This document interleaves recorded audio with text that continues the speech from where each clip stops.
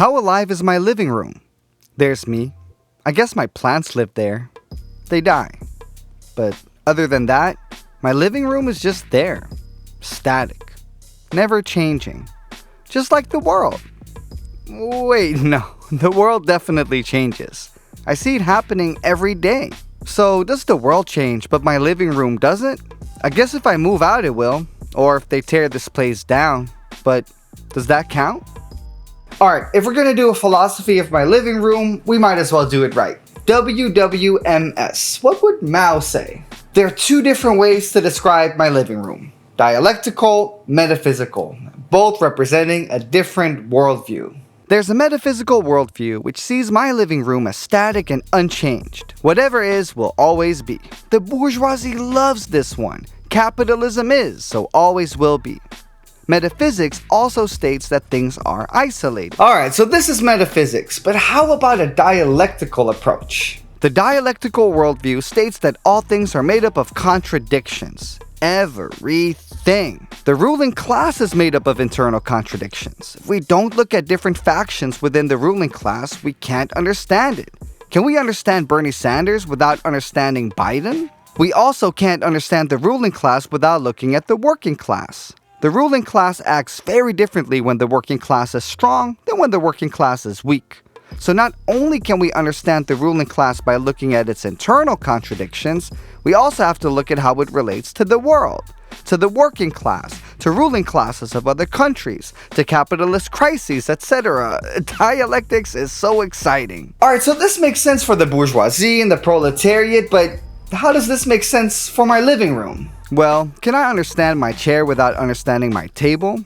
I can sit on my chair and, well, I can sit on my table. Okay, but my chair is an upholstery, back support, my table doesn't. There. Now I understand the difference. But look at what happened.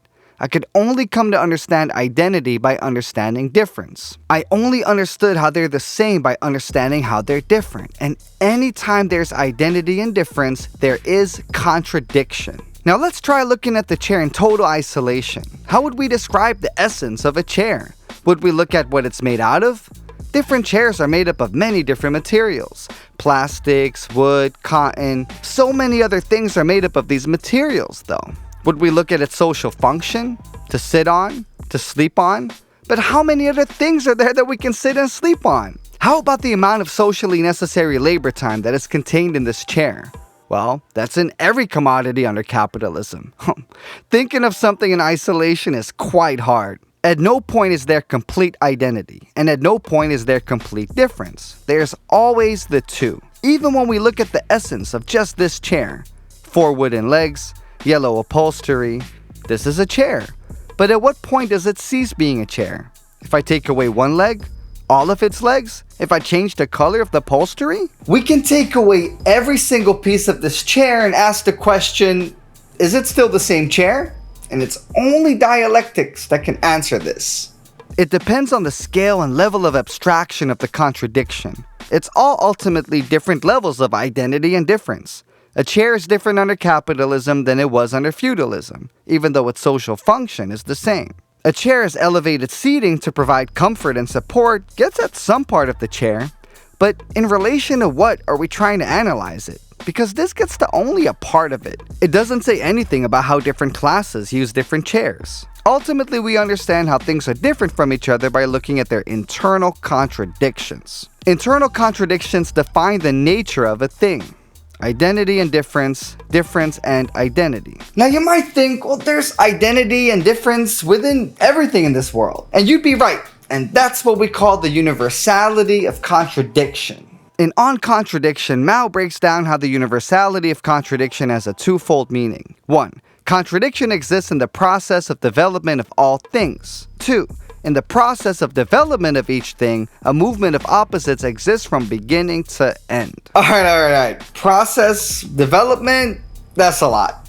Back to basics. We can understand that contradiction exists in everything. Ultimately, there's identity between everything in this world. Materiality. Everything exists as matter in motion.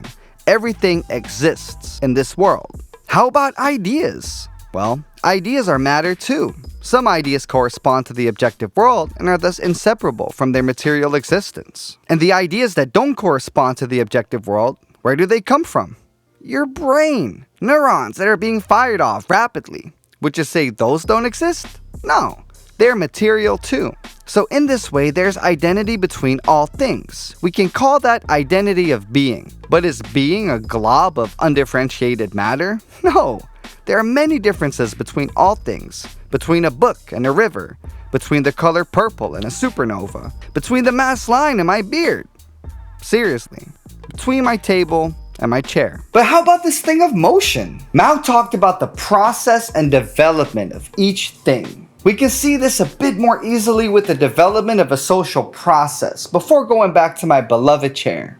Let's take class struggle under capitalism. The proletariat and bourgeoisie are a unity of opposites. They're in unity because they're both social classes in capitalist society, and opposite because their class interests are fundamentally opposed. But they are also in unity because they define each other. What makes the bourgeoisie the bourgeoisie? The fact that they extract surplus value from the proletariat. What makes the proletariat the proletariat? The fact that they sell their labor power to the bourgeoisie. They literally define each other's existence. Under communism, there will be no classes. The bourgeoisie and proletariat will cease to exist. What needs to happen to get to communism? There needs to be a socialist transition. Meaning that the dictatorship of the bourgeoisie transforms into the dictatorship of the proletariat. The primary aspect of the unity of opposites changes. Currently, the bourgeoisie runs society, the same society the proletariat lives in. We live under the dictatorship of the bourgeoisie. After a revolution, when the proletariat is in power, it's the opposite. During a socialist transition, the proletariat runs society, the same society the bourgeoisie lives in. Everything is always in constant motion, and this tipping of the scale continues until the resolution of the unity of opposites of the bourgeoisie and the proletariat. World communism. Cool, world communism. But what about my chair? My chair is literally there. It doesn't move unless I push it. But even this external force changes the relations within the chair. Let's say I flip it. The top and bottom are a unity of opposites. They define each other's existence and become each other under the right conditions. If I flip this chair, the bottom becomes the top and the top becomes the bottom. But that's due to my interference. Does that count? Well, that's a question of what's internal and external to the chair, which again, we can't separate. For example, look at this wood. It looks static, but there's plenty of motion within it. It's in decay. And at no point will it stop being in decay. It is always in motion. There's a continual combination and dissociation of atoms that eventually, in hundreds of years, will end in the resolution of this wood. Death. But that's just fully internal, no relation to the external, right? Well, I live in South Florida, and it gets moist here. I like to open up the door, let in some fresh air, but not too much. You get drenched. Now let's say I leave the door open every day, all day. The moisture would hasten the decay of the wood. Same way that light hastens the decay of this book. The cellulose in these pages would oxidize quicker, meaning that there is a relationship between the external light and the internal contradiction of this page. Because I could leave this light on all day and it wouldn't make much difference on the wood. Identity and difference, internal and external. Let's really drive this point home. Take this poster. It is a poster made up of different colors. The colors are different, but they also form the same thing. This poster. The lines are different, yet they form the same thing. There's the struggle and identity. This poster is made up of many different struggles that form the same identity. This poster is made up of contradictions. Blue Play-Doh and green Play-Doh. There are internal contradictions to each of these. The contradictions within the dough, what it's made of, and the forces that hold it together. But also between them. They're the same Play-Doh and also not the same Play-Doh. They're made from the same material, but the colors are different. Now if I combine the two, there's now a new contradiction. The external has become internal. There's now a new difference and a new identity. The difference as color and identity as a green-blue ball of Play-Doh. Do you see how every time we try to talk about the internal nature of things, we just can't help but talk about external factors? And then when we talk about the essence of things, we can't help but talk about the different parts that it consists of? And then we can't talk about the part without the whole, and the whole without the part? My living room is beaming with contradictions. Internally, externally, dialectics is everywhere. What we are studying is dialectical materialism, and dialectical materialism is in service of the proletariat. There is a class nature to it. Why? Well, dialectics helps us to understand how things change. When we understand how things change, we can intervene and make change ourselves. This is of course the basis of all science, but for our purposes as revolutionaries, this has the most important implications on the science of revolution, class struggle. We can transform small changes in this society, reforms, to a major change, revolution. But in order to do so, we need to understand the essence of different things and how they relate to each other. For example, you could mechanically just say, we need a certain quantity of reforms and then we'll get to revolution. But that's not how things work. The struggle for reforms are a schoolist struggle for the proletariat to transform its internal nature from a non-revolutionary to a revolutionary force, which means we need to look at the quantity of reforms and the quality of reforms, and how these reforms are tied into the development of the proletarian movement. A good quality reform that leads to the improvement in the lives of the proletariat doesn't necessarily help to transform and advance the revolutionary quality of the proletarian movement. To understand this process, we need to understand the internal nature of the proletariat and the internal nature of revolution, namely that the entire proletariat does not have to be revolutionary in order to make revolution. Reform and revolution form a unity of opposites. You can't have reform without revolution, and you can't have revolution without reform. Reform turns into revolution, and revolution then turns into reform, but within a socialist society. They make up each other's existence, dictate each other's motion and development, and ultimately turn into each other. But not every contradiction is a unity of opposites. This plant will never become a lamp. They are not a unity of opposites. But they are a contradiction, because there is identity and difference, but they don't dictate each other's motion.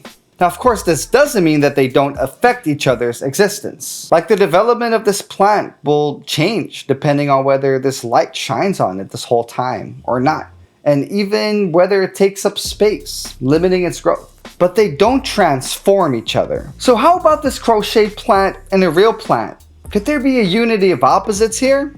Let's find out. Now, this crocheted plant could not exist without this real plant. Like, its existence depends on it. How could you have a crocheted plant without a real plant to model it after? But could we say that there could be a real plant without a crocheted plant?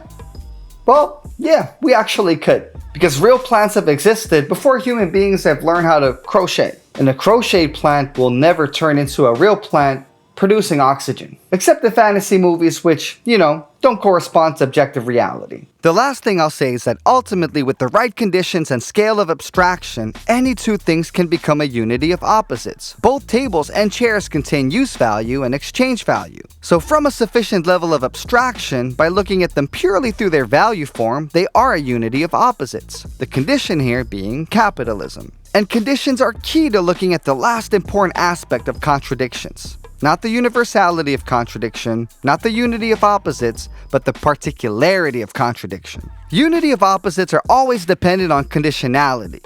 The combination of conditional, relative identity and unconditional, absolute struggle constitutes the movement of opposites in all things. Let's take a look at the contradiction between a living room and a house. How do we understand the essence of what a living room is? We have to look at many different living rooms to come to this understanding first. As a child, if you've only seen your own living room, you have a surface level understanding of what a living room is. It's incomplete. It's only when you've seen many different living rooms from different historical eras through travel or TV shows or movies or different class backgrounds that you come to a genuine understanding of what a living room is. Or when you move out of your parents' house and buy your first couch, that's a great, painful, and exciting experience where you gain new knowledge of what a living room is. You truly understand what a living room is when you transform it.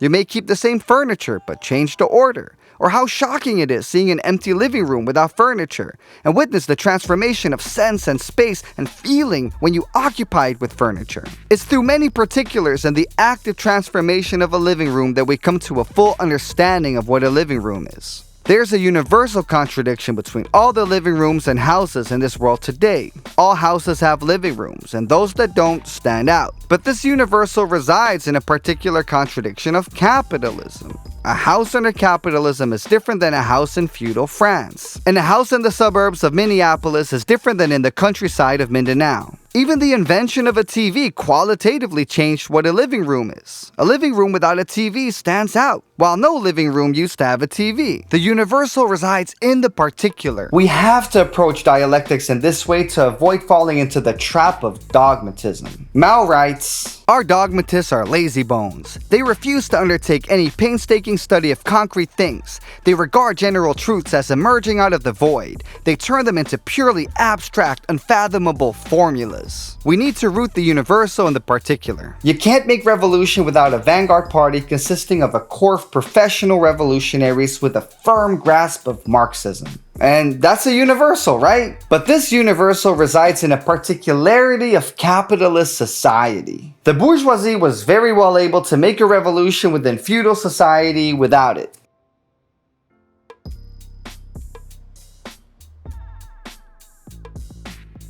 Wow, we got a lot out of my living room. I'm surrounded by so many contradictions, it's dizzying to think too much about. I hope this sparked some curiosity for you, and if it did, I'd highly suggest reading On Practice and On Contradiction to learn more. There's also a great series on the Politics in Command podcast made by Marxism Today comrades Jay and Thomas. It completely dissects On Practice in a fantastic way. And now, the resolution of the contradiction of this video.